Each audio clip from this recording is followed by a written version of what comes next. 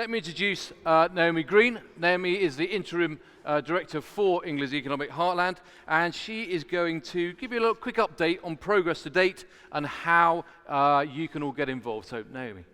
Thank you very much. Good morning. On behalf of England's Economic Heartland, our board, our partners and our staff, I'm delighted to be with you today. As well as being the region's subnational transport body, England's Economic Heartland covers the entirety of the area defined by government as the Oxford to Cambridge arc. The EEH board and DFT are both clear that while EEH is and must remain a standalone body, we play a key role in engaging with the arc. And it is the expectation of our leaders that the transport strategy published by the region earlier this year is and should remain the basis on which we plan strategic transport and connectivity in the Heartland and the arc going forward. The Heartland is an economic success story, as you've already heard about this morning. It is a centre for science and technological innovation powered by a network of world-leading universities and research centres.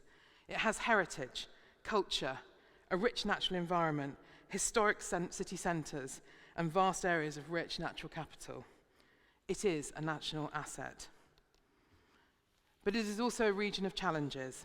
Currently, poor transport connectivity leaves many with limited choices, and connectivity is a contributing factor when it comes to social inequality in the region. Our residents are likely to travel further and use their car more than the national average. Carbon emissions from transport are around 10% higher in the Heartland than the national average and increasing faster. There is a clear need for action. If someone asked me who I worked for, I could come up with some lengthy answer about a partnership of local authorities whose role it is to create a transport strategy backed up by investment priorities.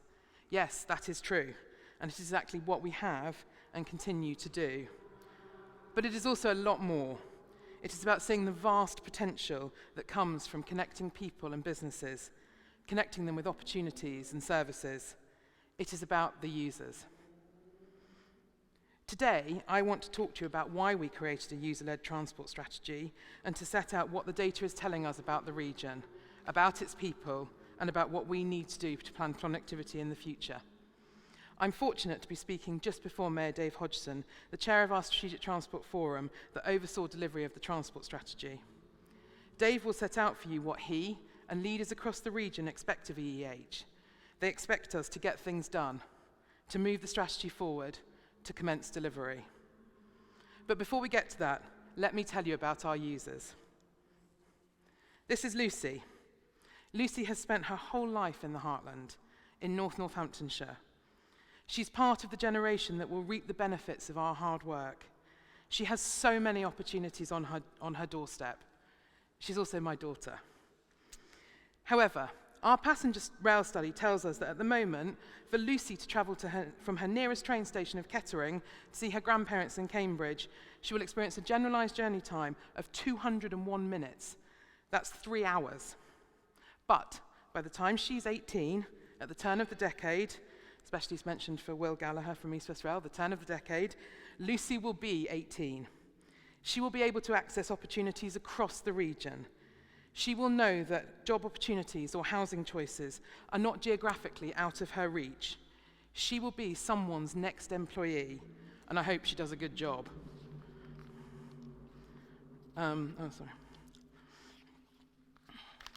For Lucy, the environment around her has its challenges. Carbon emissions from transport in the area that she lives are 26% above the national average. But more challenging, only 28% of total carbon emissions from transport are derived from local journeys in North Northamptonshire. The rest is from longer trips. This isn't an issue that Lucy's local authority alone can solve.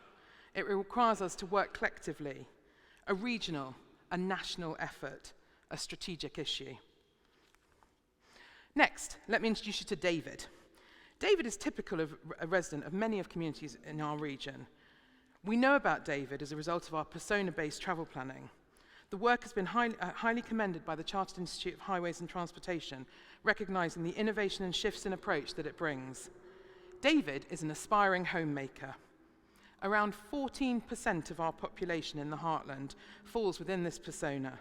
but in the area of Milton Keynes where David lives, up to 40% are aspiring homemakers. Aspiring homemakers are younger households living in private suburbs. They've recently bought a home in an area that they can afford. However, high monthly outgoings, including their mortgage, means that they look for value for money in their travel choices. Digital connectivity when traveling is important, and they make frequent use of their smartphones.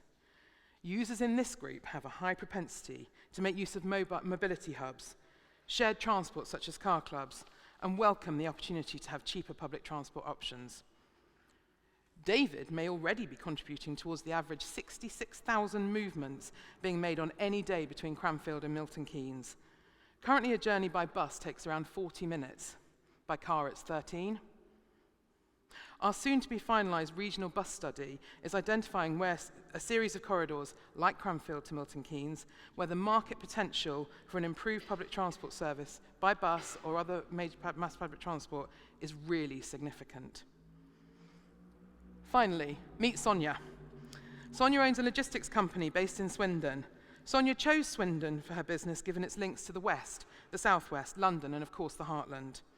Sonia is aware and committed to her responsibilities for the environment, but for now, the costs and options for switching her fleet or mode of transport are challenging. For Sonia's business to thrive, she needs a reliable road network. At present, pinch points on the network, including the A34 and the A420, can cause significant delays and uncertainty. Sonia is aware of the planned growth in the area and needs assurance that investment on strategic corridors is coming, and soon. Earlier this year, England's Economic Heartland published our first investment pipeline. These priorities, backed by evidence, are locations where we know investment is needed. We continue to press for that. For example, the Felixstowe to Nuneaton rail line, the A1 south of Huntingdon, and delivery of East West Rail on time. Full details of the current investment pipeline is included in the regional transport strategy. But the pipeline is not static. It identifies what we need now, what we need delivery on straight away.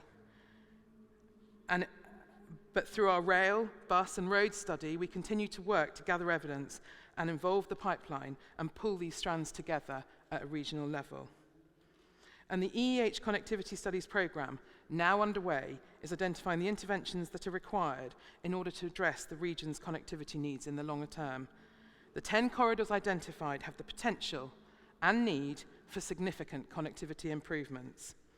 The studies will set out each corridor, what they need, and the most effective route for achieving that, be it road, rail, road-based transit, active travel, or, like we witnessed with the Minister this morning, digital connectivity.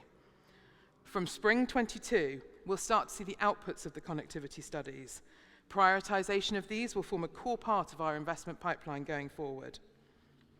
The evidence base we have created is free and available for all of our partners to use. It is core to the work we do.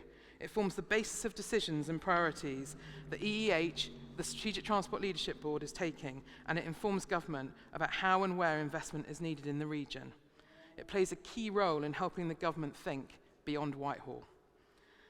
The evidence base is an amalgamation of the people behind the data. The people and places that I have talked about today are what our transport strategy is all about.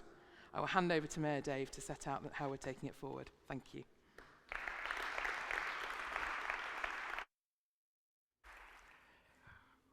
Well, good morning. I'm delighted to be here, and it feels such a long time since we've been together in person. And it's so good for once not to hear you're on mute. I'm delighted to be talking in the presence of colleagues from government, from local government, partners from across the public and private sector. And it's only through partnership that we can ensure we achieve the ambitions for connectivity in this region that are core drivers for England Economic Heartland. For those of you who don't know me, I'm Dave Hodgson, the elected Mayor of Bedford Borough. Until early this year, I was Chair of EEH's Strategic Transport Forum and also a member of the Oxford to Cambridge ARC Leadership Group. The Strategic Transport Forum, formed of leaders and members from across the region, has shaped England's Economic Heartland's approach to planning and delivering strategic transport connectivity since early 2016. Recently, the Forum evolved to become the new Strategic Transport Leadership Board for EEH chaired by Councillor Richard Venham, leader of Central Bedfordshire Council. As EEH moves to a new governance structure, I want to take a moment to give a credit to all the members of the Strategic Transport Forum who have successfully brought EEHA forward to the stage in its evolution. I see Steve and David and Yvonne and Phil here who are on that board. You've done a lot to be proud of. Thank you. The publication of EEH's Regional Transport Strategy, Connecting People, Transforming Journeys, in February 2021 represented the culmination of 2 years' work. The strategy sets out a desire to local leaders and the expectation for local people that we must take bold approaches to planning the region's transport systems. It defines how and why we must deliver and plan a transport system for the future, making the most of innovation and expertise available to us here in the Heartland.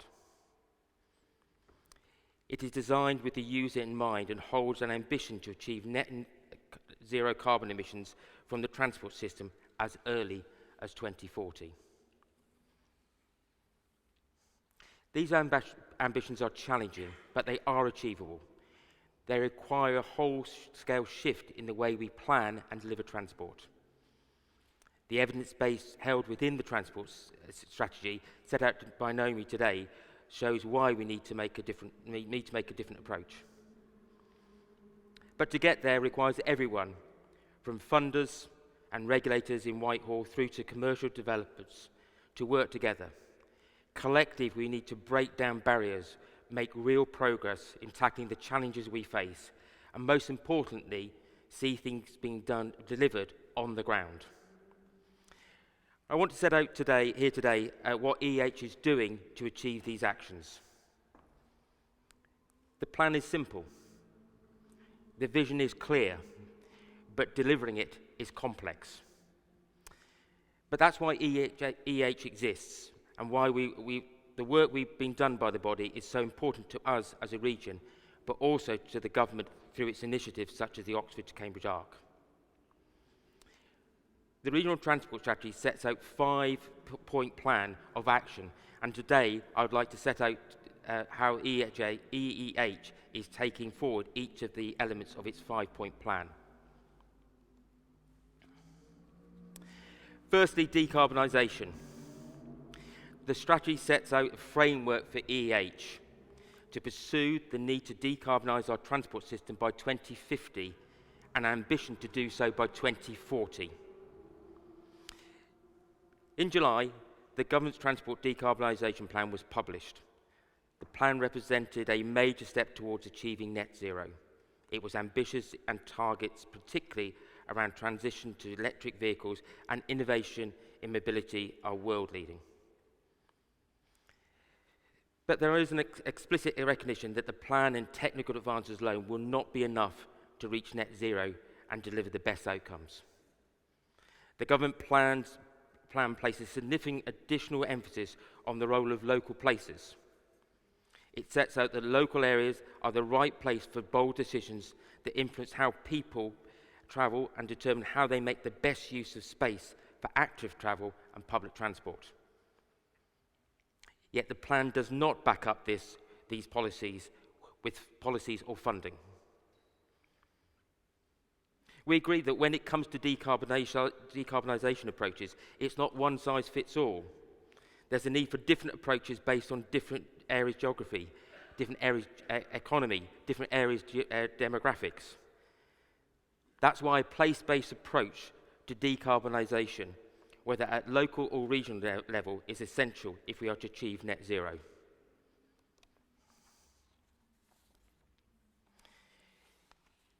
England's economic heartland is leading the national response to place-based decarbonisation on behalf of the 7 STPs across England. Our role is specifically to recognise within the Transport Decarbonisation Plan. For our region, we're in the process of developing a decarbonisation roadmap.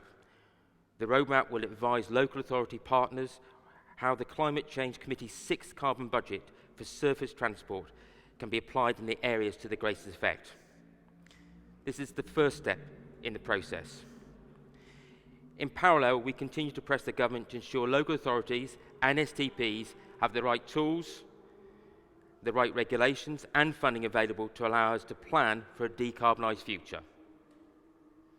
This is a call to action for the government to rise to the challenge to ensure local government is empowered to make the decisions we need to make at the right time and in the right place. Secondly, digital connectivity. Alongside the obvious benefits of helping reduce the need to travel, of making sure that ministers can actually have connectivity to actually speak to us for a whole time they're there, digital technologies are also central to the region's ambitions for decarbonising the transport system. Evidence demonstrates the need for a highly connected transport system, one that provides better transport information to the user, enables better management of networks and supports rapid deployment of connected and autonomous vehicles. We have already seen the impact of our commitment to enabling enhanced digital connectivity.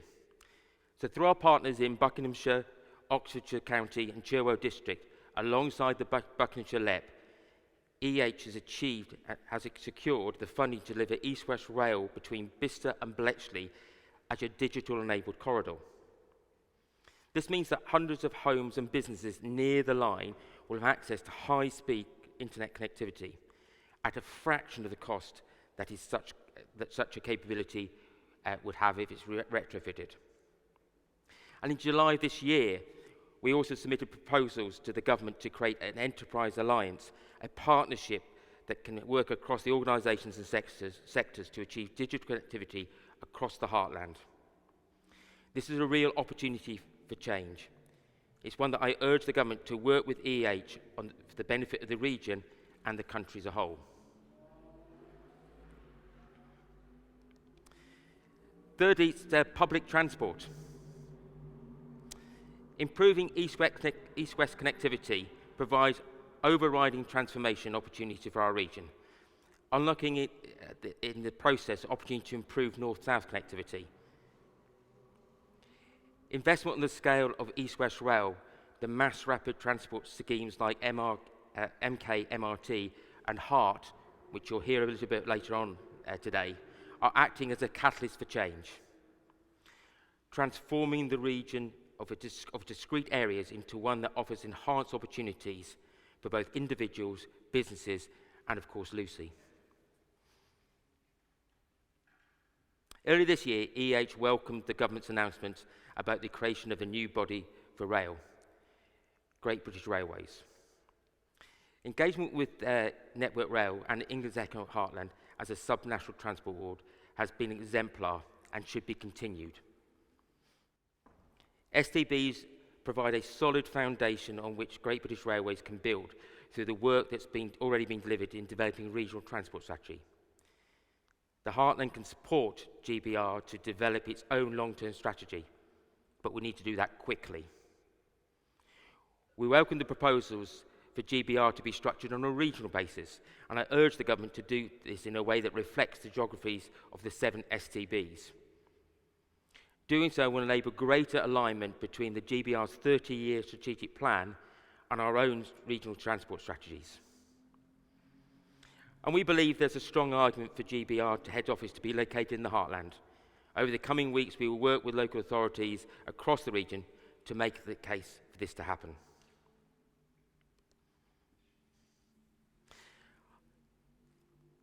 Our fourth action point is local connectivity. Local connectivity is fundamentally a strategic issue. Whether to increase access to major infrastructure, to reduce those short car journeys which are responsible for so much of our carbon emissions, every journey matters to a regional transport system. We need to think creatively about how we improve connectivity to our market towns, our rural communities, looking to create hubs that provide individuals and businesses with access to services and opportunities, but without the need to travel so far. Consideration of buses goes far beyond just local connectivity. Bus trips form the backrock of the majority of Heartland's public transport journeys. to town centres, hospitals, villages and longer commutes across local authority boundaries. That is why EEH ongoing work on a bus strategy for the region, in line with the government's Bus Back Better ambitions, is so important. Active travel too is a strategic consideration. I'm pleased to tell you that DfT has provided EEH with an additional package of investment to support the creation of a regional active travel network in support of a green arc. The potential for active travel in the region is significant. At a time when our town centres are undergoing further change, when the way officers operate are also changing, we need to be ambitious in seeking to do things differently and secure the funding that will make that happen. And finally, the fifth point in our action plan, freight and logistics. The evidence base highlights that freight and logistics is one of the largest contributors to carbon emissions. It is also potentially the most difficult to implement solutions to reduce those emissions. And yet we must continue to recognise the critical need to plan positively for freight and logistics as part of our transport system. We already see innovations in action across the region when it comes to servicing businesses and providing customers with novel ways of having their goods delivered. And we need to build on this.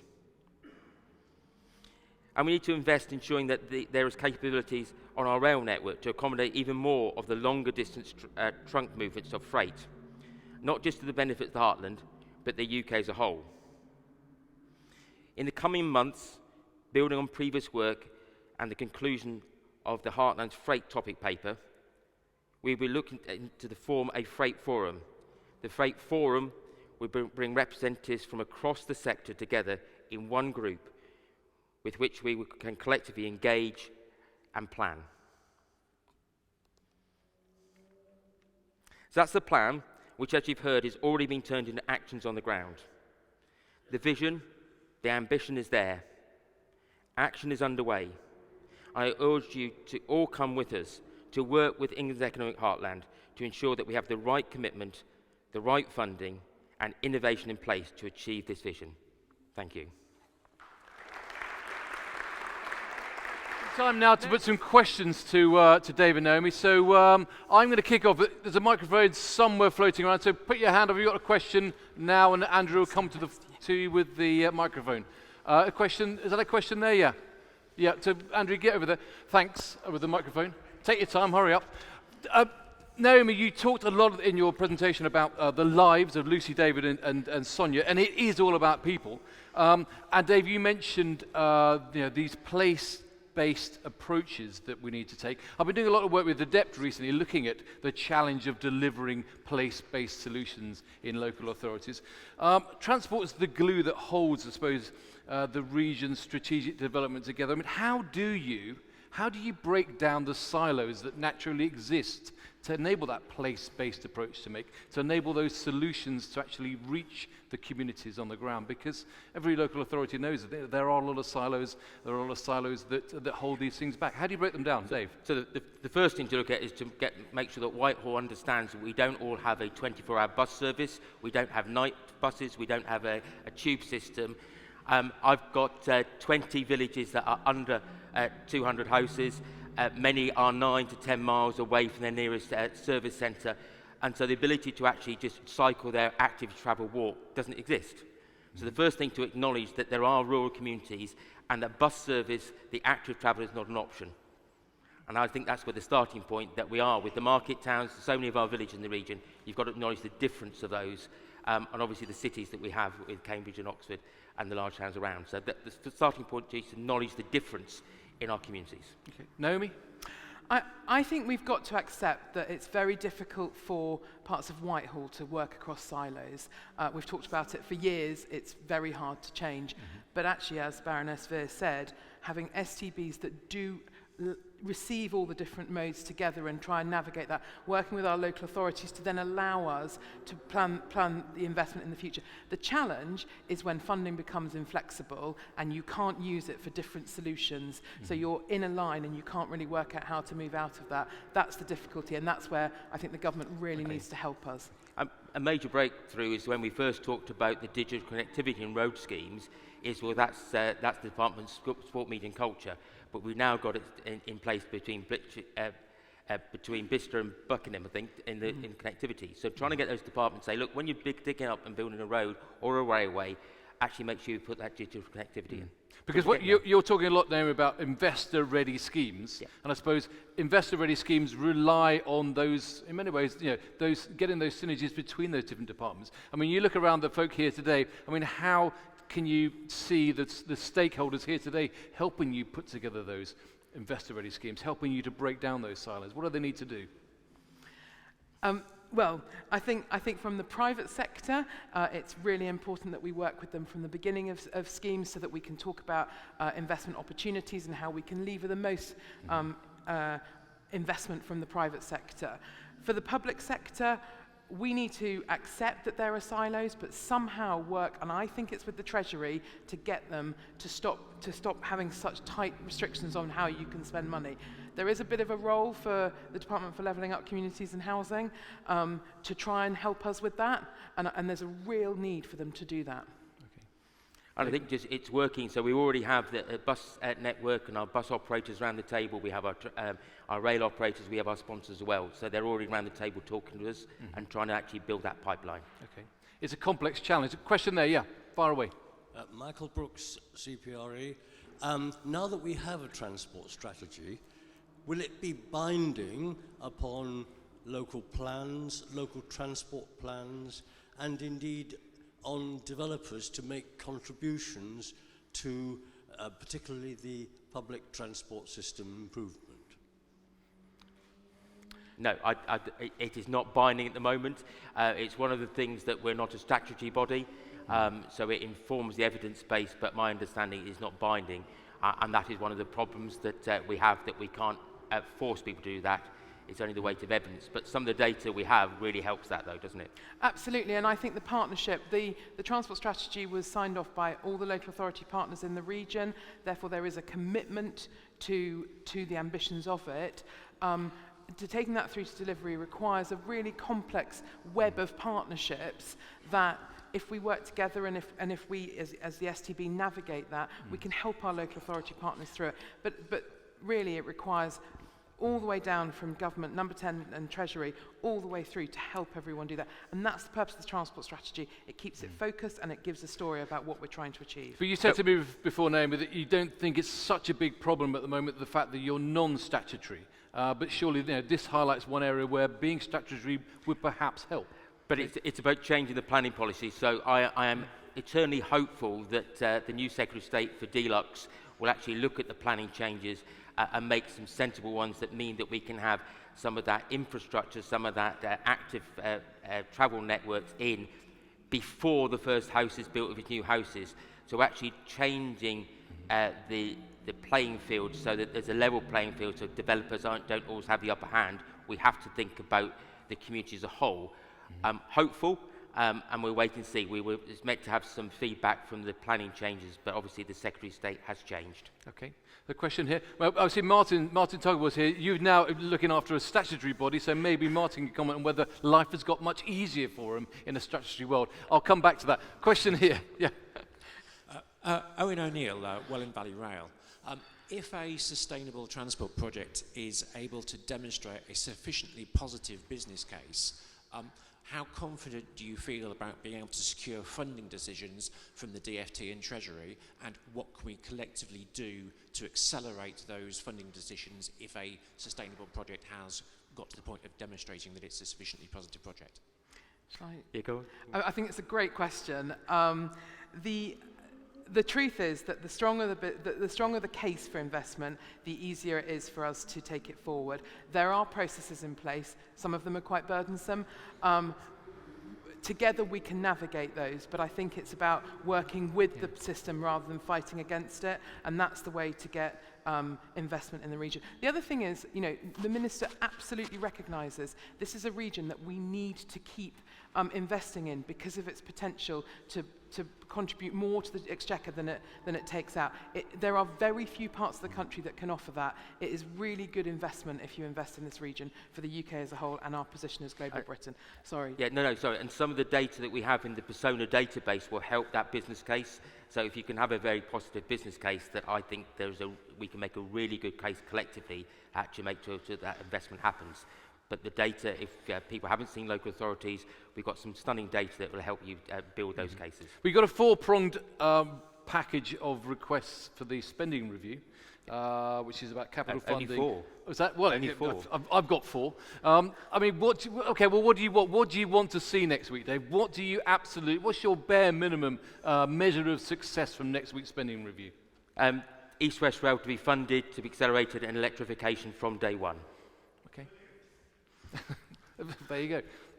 So, any more priorities, Naomi? I think Mayor Dave absolutely is right, delivery of East West Rail. On top of that, the programme of investment that we've got in the transport strategy covers the entirety of the region. I think certainty of funding and a pathway through is really, really important. Okay. Any more questions? Final question before we break for? Yes, sorry, far away. Andrew Ross from Global Garden. There is a wall of green finance available to invest in projects that are aggregated at a regional scale.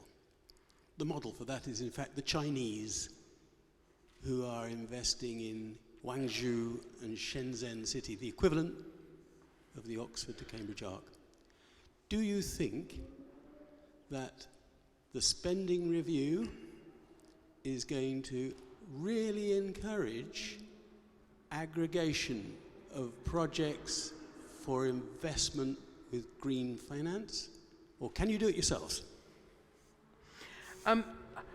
I mean, I think it's certainly something that the Prime Minister is keen to explore. He's obviously energised by shared opportunities for investment. So at the highest level, I think the answer is yes. I think the mechanisms for these things are always complex. And as we've discussed before, I think needing to work with the Department for Levelling Up Communities and Housing is really important to do that. But I suppose ultimately, as we heard, I suppose over the last 24 hours with the net zero plan, if the Treasury doesn't share that vision, then it's kind of like coming up against a hard brick wall. Do you think the Treasury shares the kind of vision that the Baroness seemed to be accepting? Does the Treasury share your vision for this region? It's our job to make sure they do. I know one of the requests in many meetings we're going to have is we have in sort of the ARC, for example, we have Deluxe there, we have DFTs. Actually, we want Treasury around the table so they can make those statements, say we support this, but actually have Treasury at the table is important. So it's our job as leaders to make sure Treasury see it and actually try and get them around the table from day one. And the job of the whole group here as well. Yeah. Dave, Mayor Dave, Naomi, thank you very much for sharing your vision there. I hope it does actually lead to something that you really are smiling about next week. So thank you very much. Round of applause. Thank you Thank you very much.